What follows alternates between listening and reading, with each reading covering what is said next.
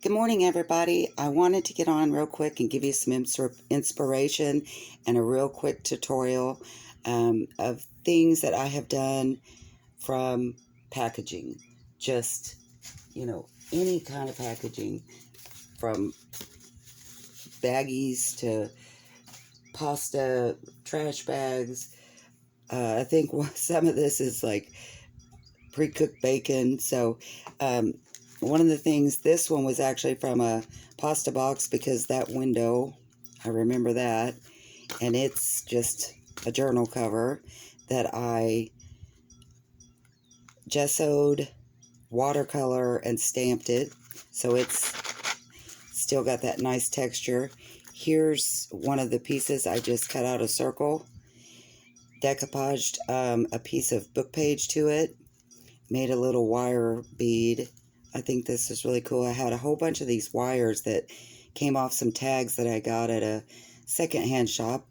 Didn't know how to use them, and I saw a video from Treasure Books where she was using these wires, and I thought, oh, that's a perfect idea.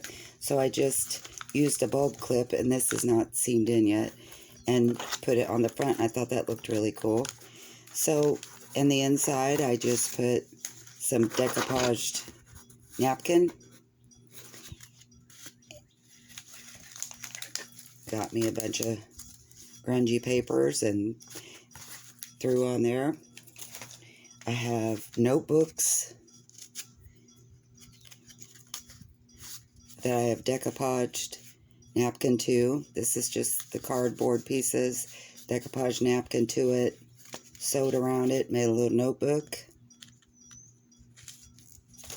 Made this little trifold. Upside down trifold.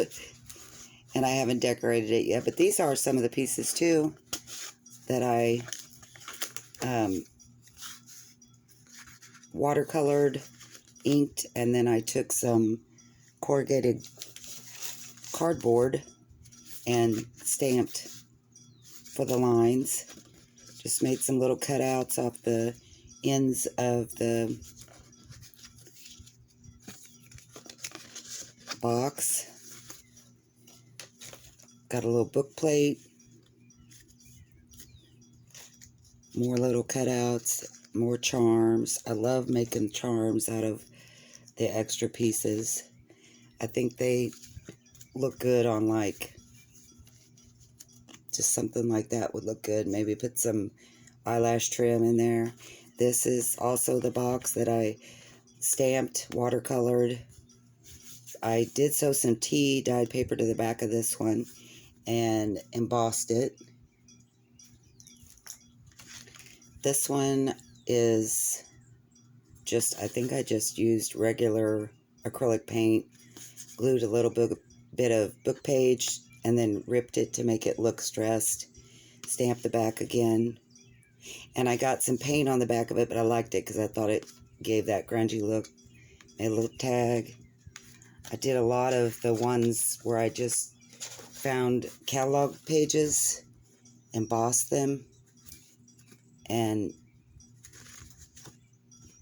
some of them I stamped the back for writing space, but if not, it's just writing space. Good way to do your packaging. Easy, fast.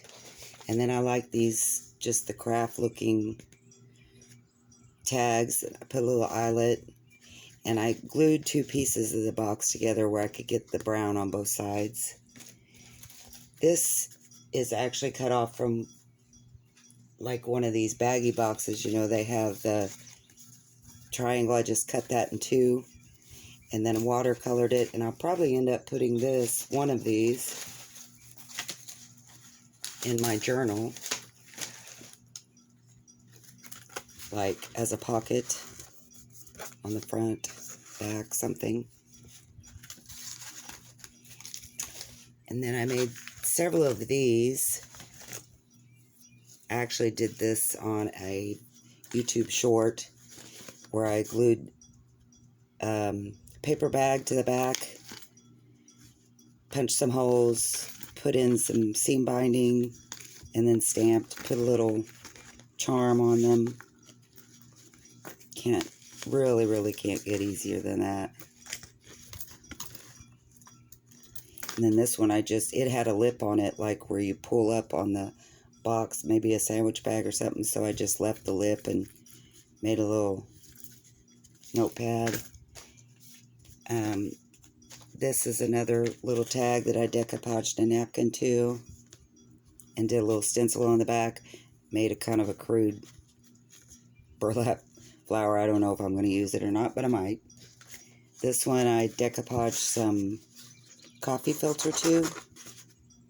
Writing space. I'll probably do something with the back. Maybe I'll stamp it with the corrugated cardboard.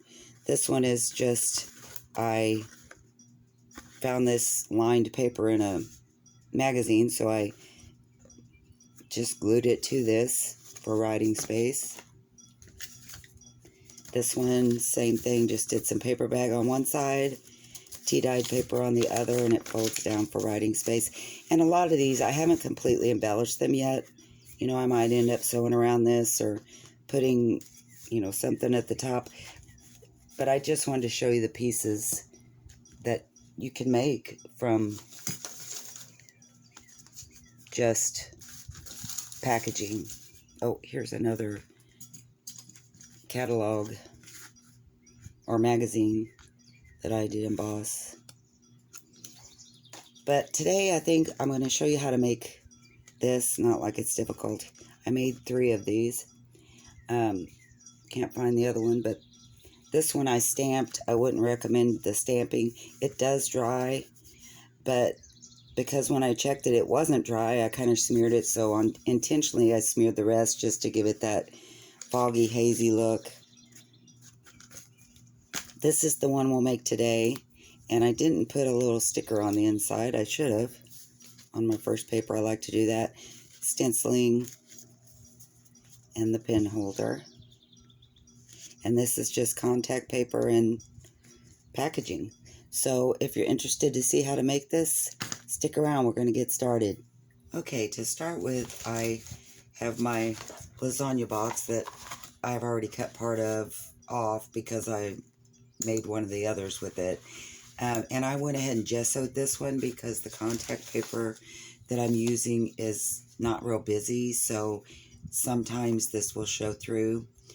On this one, it did kind of show through here. Not sure if you can tell it. You can see the MER because this was American Beauty. But it doesn't bother me on this one because it's so busy and you can't really tell if that's part of the paper or if it's the box underneath, so I didn't worry about this one. But for this one, I went ahead and gessoed it. The main thing when you're picking out your box is for the loop part where you put your pin. That and this seam, so this piece right here needs to be at least 2 inches long, 2 inches wide to fit your pin and push your notebook up into. So I noticed on these boxes, I'm sorry, not 2.5 inches. On these boxes, that was the perfect size. So I went ahead and gessoed it. Then I'm going to cut down how wide I want it now. And that is 3.5. And then I'm going to cut off this bottom piece. And you can make this however you want it. I am using it to fold like this, where it has a cover, but you could cut this piece off as well after we fold it. Next step is you want to fold where your 2 seams, these 2, will meet. So meet your 2 seams like that. I seem to be having issues with that part.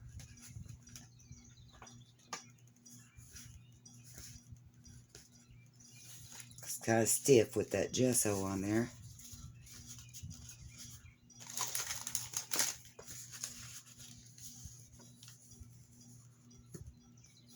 And there is our beginnings of our deal. And a lot of times, and I will have to on this one as well,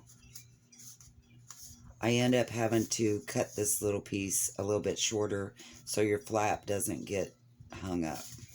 So we'll just shave off the end of that. Fit lay a lot better that way. And like I said, you don't have to have a closed flap like this. You can cut this piece off and this piece, and then it'll just be like a notepad with the pen holder like that. Then you take your contact paper, and mine doesn't have a pattern that needs to be a certain way, so I don't have to worry about that. But if you do, be mindful of that it's setting the right way. Ooh, I just barely got that long enough, didn't I? Okay, so I'm going to run it along the straight edge over here.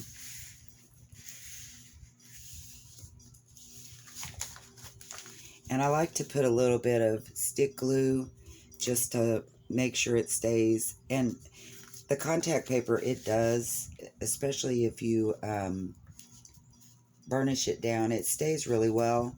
I don't really know why I do this step other than just overly cautious. I like to make sure my things don't come up or start peeling in a couple of months or whatever, especially since it's going to be, well, I imagine it to be something that would be used in a purse. So before I cut it, I'm just going to peel off like this, just a little bit on the edge, enough so that I can start setting it down.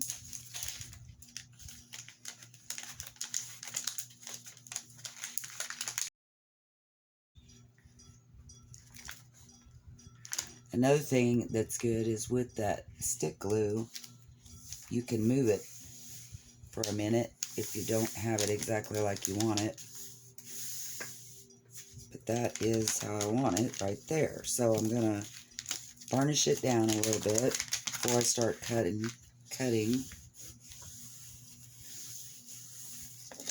Then I'm just going to cut right along that edge. I can see it through there is the only reason I'm doing it this way. Normally, you would cut your contact paper first before you peeled it and stuck it down, but I don't know why I felt like I needed to do it this way this morning.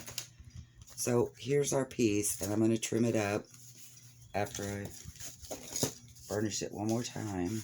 Make sure all the wrinkles are out. And just trim around the edge.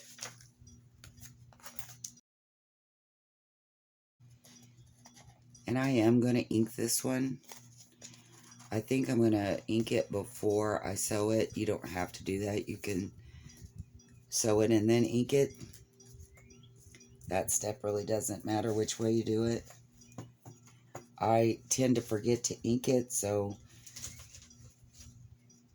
since I'm remembering, I'm going to go ahead and do it before I sew.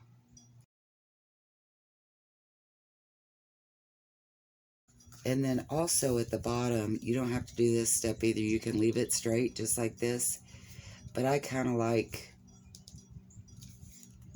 to angle this piece here. So I'm just going to snip that off real quick. No measuring, just guess it. Got contact paper and stuff stuck to my scissors. And then I also like to round those tips just a bit. You don't have to do that either. I guess I don't need to keep saying that. You know, you don't have to do whatever. And then it looks like, I'm trying to make sure that I have it nice and even. It looks like on this side I've got a little bit of brown edge, so I'm going to go ahead and trim that off as well. But you want it whenever it folds down that it's nice and straight, and now it is. So I'm going to ink it. I think I'll ink this one with some black ink. Not doing a very good job at that either, am I? I think I should have waited a little bit this morning before I started crafting. What do you think? Or maybe had a little bit more coffee. That always helps. get my brain flowing. Alright, so I'm going to take this and sew it. And how I sew it is, I've got contact paper stuck all over me. How I sew it is, I usually start at the bottom, go all the way around it in one swoop. And then after I do that, I fold it down, and I need to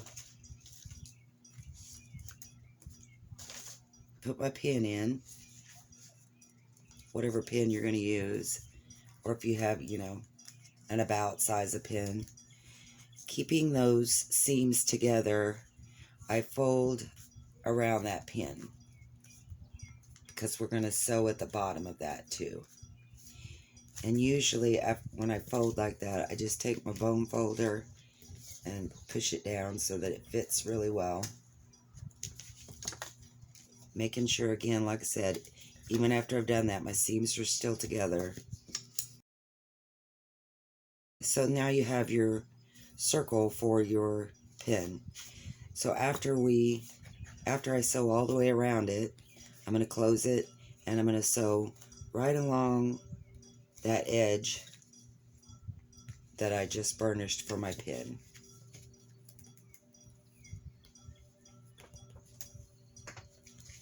To make our pin holder. I'm not going to sew in this edge where because you need to keep, so from where we sew here to this edge, that length right there is where we're going to put our papers to sit. So I'm going to go sew around this, and I'll be right back. Okay, so I have sewn all the way around and across where my pin holder goes, or my pin goes. I'm going to make sure it fits in there well, and it does. Real snug, like that. Okay, so I just got some random papers here. Some of them are the ones that I corrected with the whatever kind of, that one was book page. Some masking tape. I thought I would just use these in there. They would be fun. Before I do that though, I'm going to stencil on the inside of this before I put my papers in. I think I'll just go ahead and stay with the one that I've used before. I like how it looks, and I think it turned out nice. So I'm going to do the typewriter on the bottom.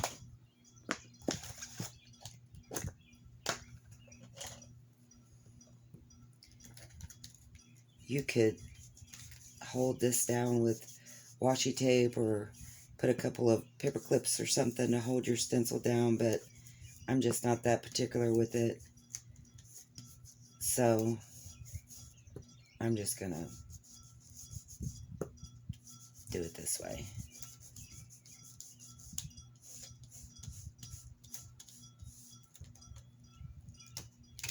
And there we go. That looks cool. Let's do some of these letters at the top. I think I'll just run them off the side, maybe. Like this. I like that. So that was easy. And I also think on this one, I'm going to put, I have some extra vellum that I used on a project. Coffee dyed, or maybe it's tea, it doesn't really matter. But anyway, I thought I could use a piece of it to create a little pocket. Which, if I was going to do that, I probably should have sewn around it. And I already sewed, so I guess I'll skip that part. But if you wanted to, you could sure put a pocket right here. And vellum would work good because you'd still see your stencil below. Shoot, wish I'd thought of that. Anyway, so now for our papers. Just going to fold them in half. So I want the lines to be horizontal like they should be.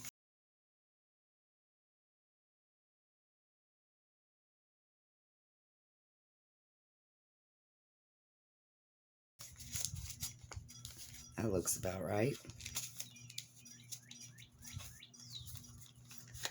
Folds up nicely.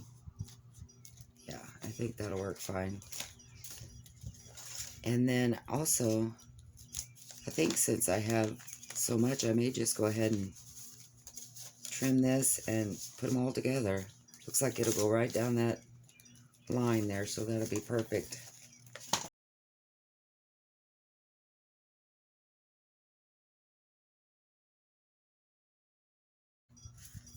So now I just push that up in the middle there where it meets, it goes, try to get it as close to my little sewing seam as I can.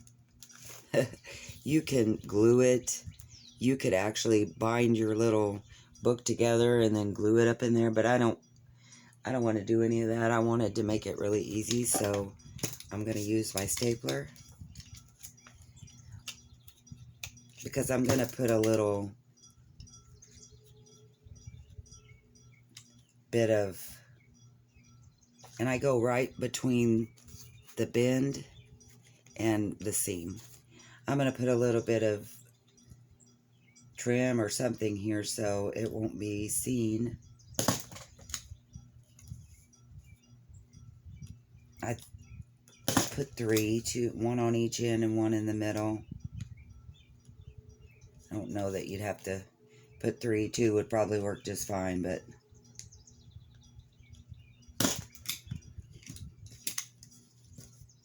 and then I make sure I've got them bent down good on the back because I have been known to snag my finger on a staple or two.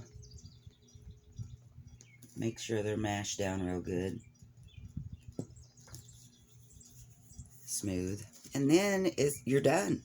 Basically, you're to the decorating stage. You've got your cool papers in here, your stenciling. And I have, to make it super easy, I have this trim that has sticky on the back. I think I'll just run a piece of that across.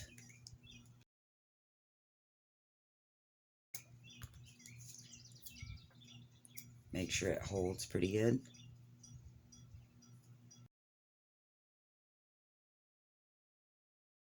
There we go. How cute is that? I printed some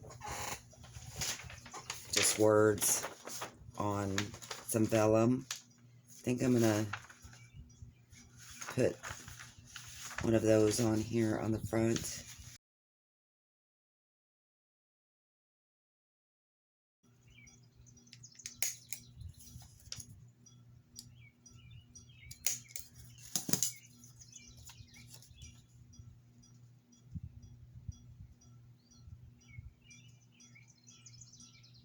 Since this is vellum, I won't run glue through the middle. I'll just go around the edge as close as I can get. Because sometimes on this vellum it will show through. It usually doesn't once it dries, but it'll sometimes, whoops, look at that, slid all the way off the side. Sometimes it'll leave lines in it, and I don't want it to do that, so now I'm going to take just a curly cue.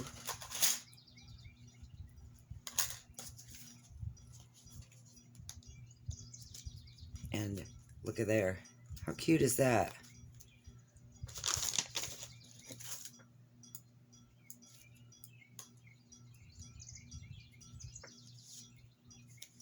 Can you see that? Just taking it with you and making your notes, and you could decorate the back, put a piece of across the back too, so that your staples don't show. But for the video, just for time's sake, I'm going to go ahead and leave it like it is.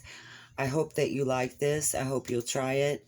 If you have ideas of, let me know what you do with boxes. You know, what kind of ideas you can come up with. Or what you've probably been using for a long, long time. I have some more boxes that I have collaged. I just cut out book page and stuck on there, and one of them I decoupaged coffee filters on. So and they're still in board form. I haven't cut them down or done anything with it yet, so I'll have to work on that and see what I want to do next with this stuff. But anyway, I hope you like this video. Thanks for watching. Please give me a thumbs up and subscribe, because I'm going to be coming up with some more of my uses for these extra packaging boxes, some cello bags, and I would love for you to watch. Thanks for stopping by, and I'll see you next time. Thanks.